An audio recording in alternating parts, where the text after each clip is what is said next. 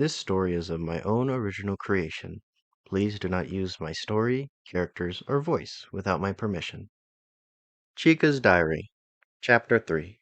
A Blight. Dear Diary, we met a new companion on the island. Lafayette was finishing the last of his yolk, while I bit into my reserves of dry flesh. While we were resting, Lafayette pointed out a figure standing in the road.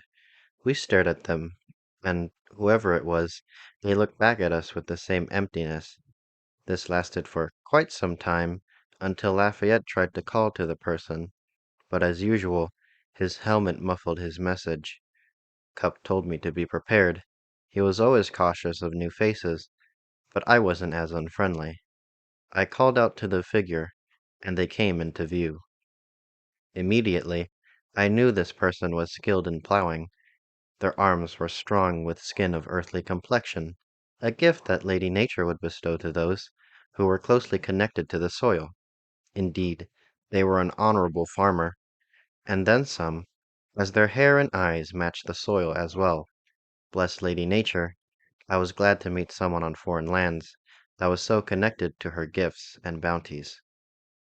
The honorable stranger wore strange skins. They were as blue as the sky, and looked like soft bark. I never seen an animal whose skin was blue, or of the same texture, and it couldn't have been alpaca. Do they have alpacas here? What were the dresses made of then? Surely those soft skins were made of wool, but alpacas were so luxurious. Only the Zoffy would be rich enough to clothe their children with it. But that mother had her children clothed, and her farm didn't seem large. How could she have afforded woolen skins?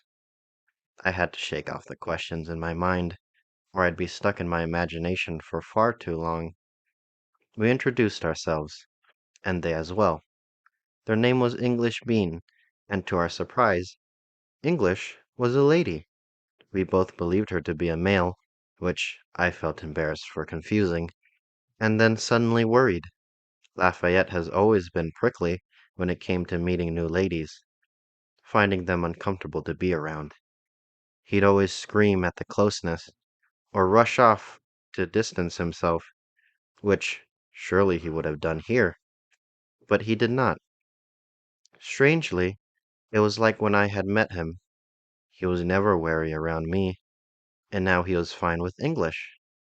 I wonder what makes us different from others. Perhaps it's her rough features that keep his quirks at bay, or the skins she wore being less feminine. But I held none of those features. Well, whatever it was, Lafayette and I apologized for the mistake. English was kind, and she explained in our conversation how she is the owner of a bean farm. In fact, it wasn't too far from where we were. What luck for Lafayette! He loved beans.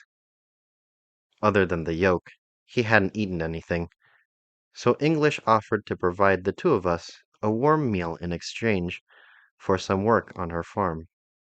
Lafayette was very eager because, again, he loved beans. I certainly didn't mind. I admit I did miss working early in the mornings with my siblings on our farmland, and I was eager to get my hands working. We followed English to her home, down a dirt path which was so decayed that I hadn't noticed it when I first came to the split in the road. I was so used to having Lafayette only in my company that I spoke to Cup as we walked, and English looked at me strangely. She asked who I was talking to, which I embarrassingly had to introduce my brother to. Strangeness bloomed into confusion, as I was used to seeing. It saddened me to be reminded of Cup's position, but I kept a smile and tried more to explain how Cup was there with us. Luckily, rare among people, English accepted it, and I felt more at ease. We talked as a group then, like an honorable hunting pack. My companion and I asked questions to English about this foreign place, to which she was happy to answer. She talked about the island itself, her life, some routines she'd do, and briefly about her crop sales. That's when I became aware that we had no money. I brought a few coins from home, but English showed coins made of melted earth, which were far different from our Silderwood coins. English's coins had symbols of homes and people, which was surprising to see such intricate markings on a coin. Our coins were carved with shells, since their origins lay in the Bazafar tribe. I kept the issue in the back of my mind for later, just as we stopped on the road. We were all shocked when we came across a large bean blocking the road. It was larger than the trees, and I at first thought maybe this was normal for this place. But looking at English's expression, it was not. I was immediately cautious, as was my brother. We began looking around the large bean for any suspicions, and my brother called to me his findings. He pointed to tracks leading to where the large bean was planted. I listened closely, quietly, until I heard breathing from within the large bean. I carefully stepped back, and Lafayette, my honorable companion, immediately sensed my caution and came between me and the large thing. We only needed to share one look at each other before I started the hunt, pulling my bow's string and loosing an arrow into the thing. The deceiver showed itself.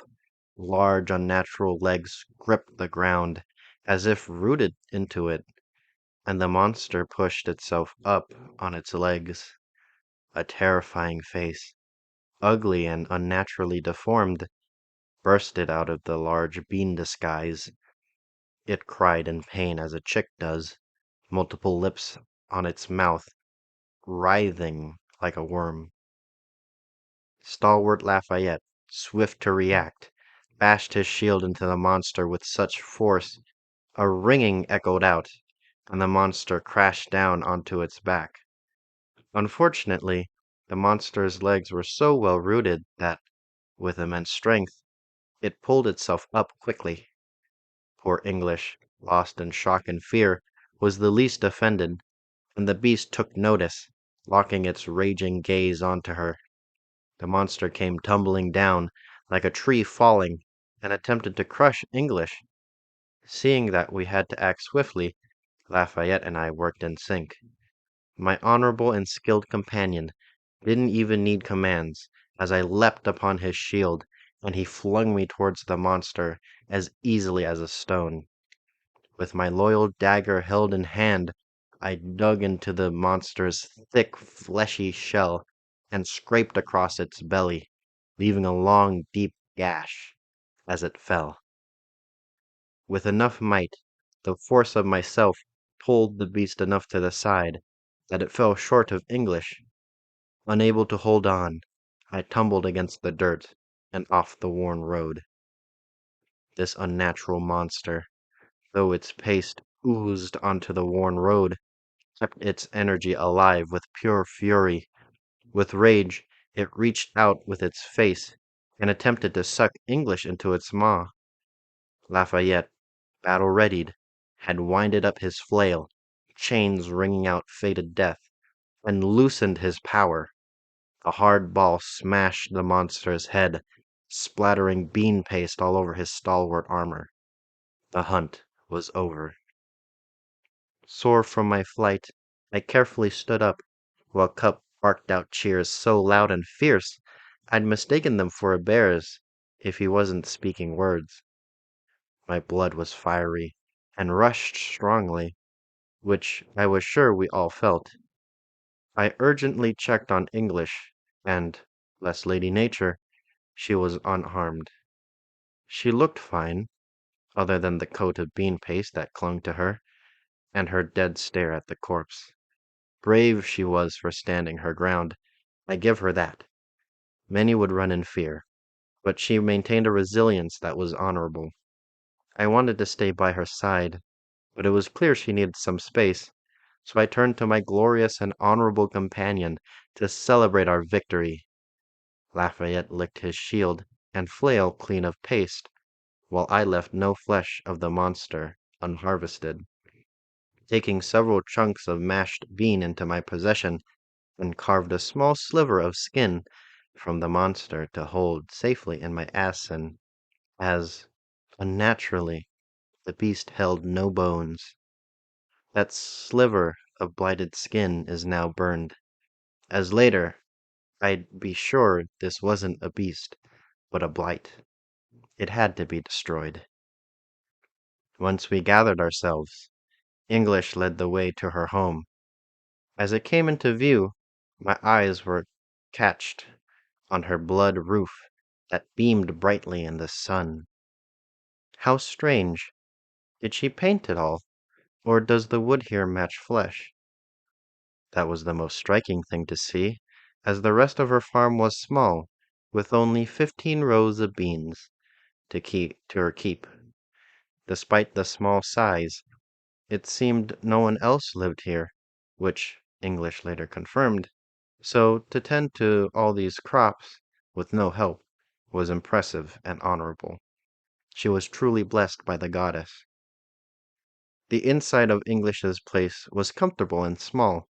There was a fireplace, similar to Lafayette's, lightly decorated to English's love for beans, and there was much space. Like my gracious host, English, too, had a small indoor kitchen that connected to the main room. Lafayette and I sat down, cup by my side, and we waited as English cooked.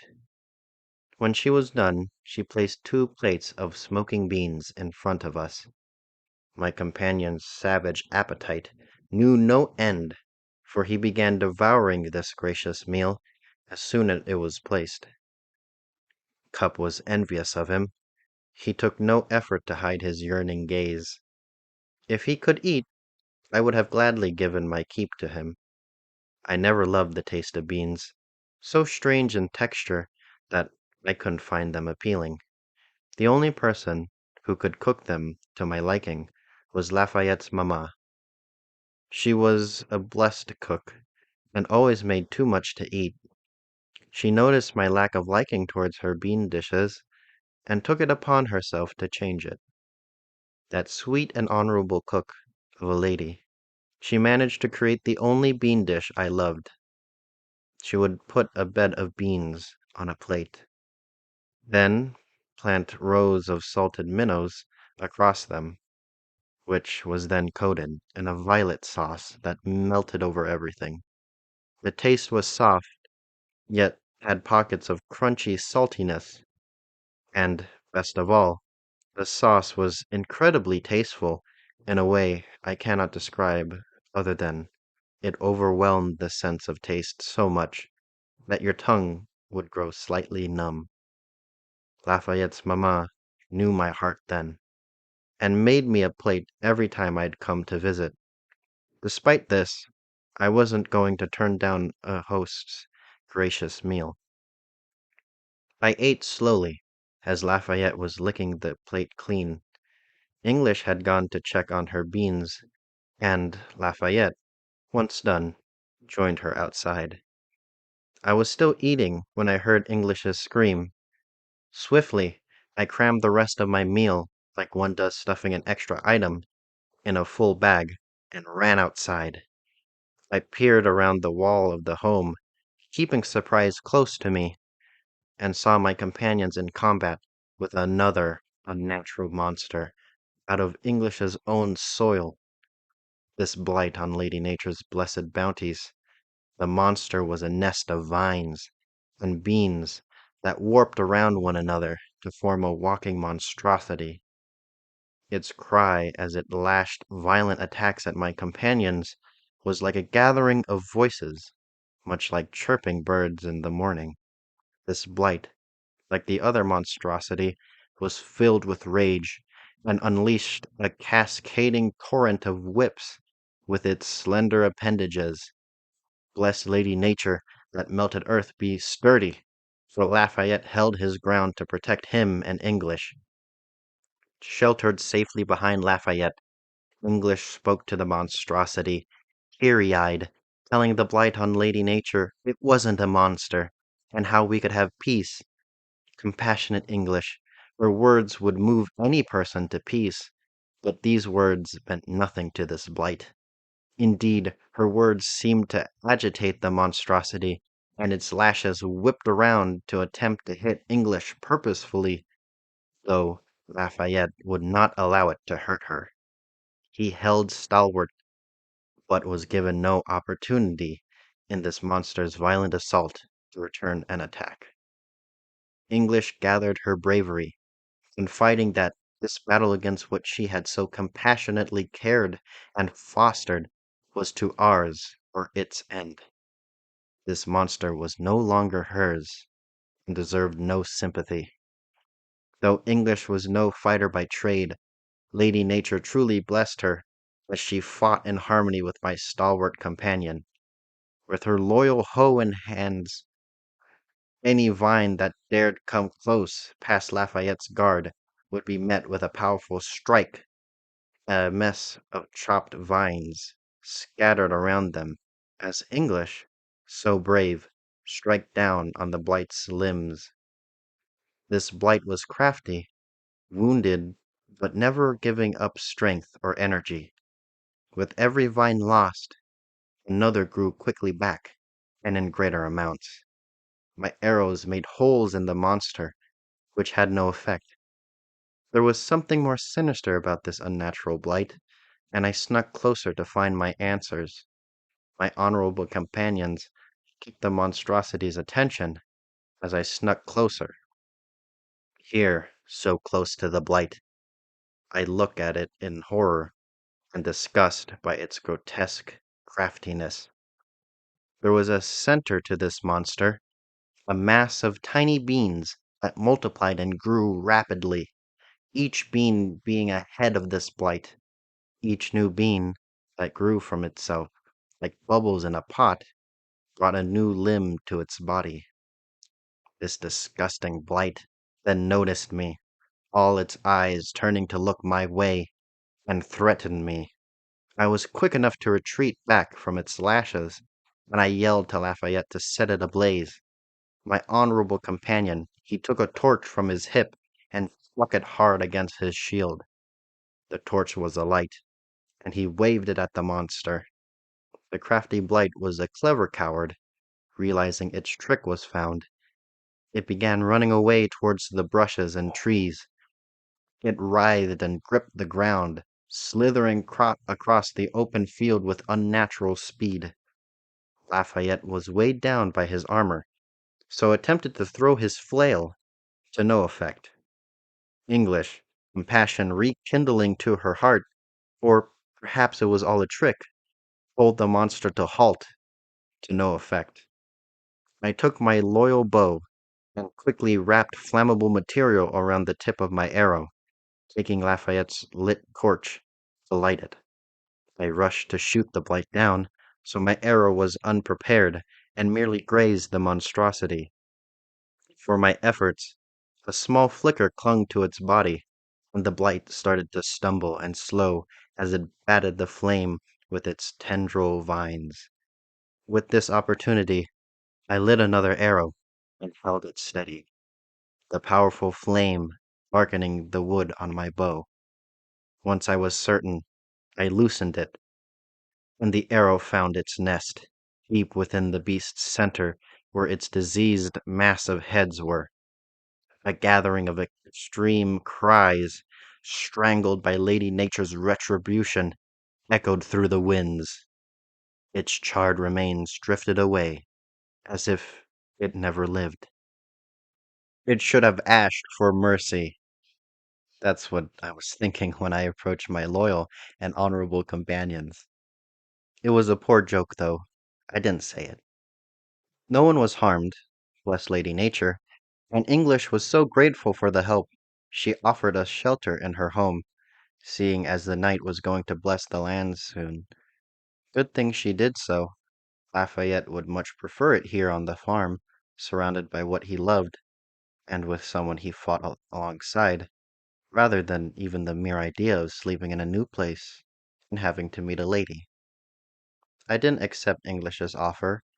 I already had a beautiful place, alongside my gracious and delightful Lady Jane.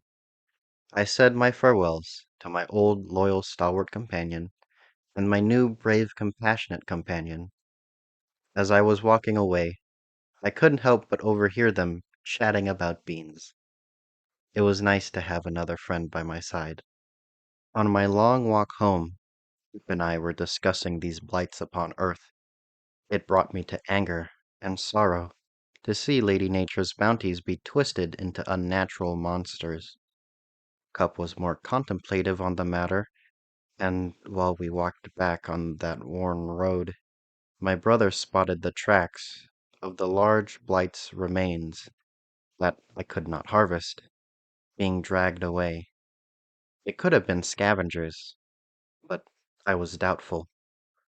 We found what seemed to be spice on where the remains used to be. It was close to a blue color, but it remained unnatural to me, and it illuminated the area softly. I attempted to touch it, but like fire, my hand felt warm, and then suddenly flinched away as I almost touched it. It made my skin roll like tumbling rocks. I had a bottle on me, and with careful pushing, I got all the blue powder in. Up and I knew it was magical. That was certain, and it was linked to these blights. How? I am uncertain, diary, but clearly Lady Nature was under attack by a disease here. I wanted to find the source and root it out, but that is for another day. I soon found myself in front of Lady Jane's home. I knocked, and it didn't seem like anyone was home, so I entered and was embarrassed to see Jane walking over to the door. How rude of me. But I was very happy and very relieved to see her awake. I was hoping she'd be. I apologized, and my gracious host insisted that I did nothing wrong. In fact, she explained I didn't need to be so formal, and I could just barge in. She sat down and motioned me to do the same. When I joined her, she asked how my day went and if I had found my friend, to which she sounded very hopeful. I was frustrated at myself for being tired. I wanted to be more present with her. I briefly explained, though I believe I did so gloriously, about my tales of today and the great battles we fought for Lady Nature. She did that delightful giggle, which lowered my guard, as she pulled out a new book. How sweet of her to go out into the shops and spend her earned keep to buy us a new book to share. I was unworthy of her kindness, but it would be a shame not to enjoy our new book together. She asked if I would read it to her, as if I could have rejected her offer, and I read a tale of an outcast finding community. Cup sat on the table, listening as well, with a smile. We read into the night, and when I was done, she was asleep in her seat. I tucked the book away and decided it wouldn't hurt to sleep here in my seat. I was scared that coming to a new place would be so foreign that I wouldn't find a place that felt like home. But I found it, diary. Bless Lady Nature. End of chapter 3. Chica's diary. Thank you for listening. I'm so sorry for my inability to read and any other extra blemishes that appear on the audiobooks. I'm definitely not a professional at all. Uh, this chapter was based on a D&D session where originally it was just supposed to be me and my friend David, but then my dear friend Daisy also got invited to play with us and joined in. Uh, and she plays English Bean in the campaign. Uh, and so this session was uh, just really filled with so much stuff, and it was really fun to get to just hang out with my friends and get to play with them. So Yeah, hopefully you enjoyed listening. Goodbye.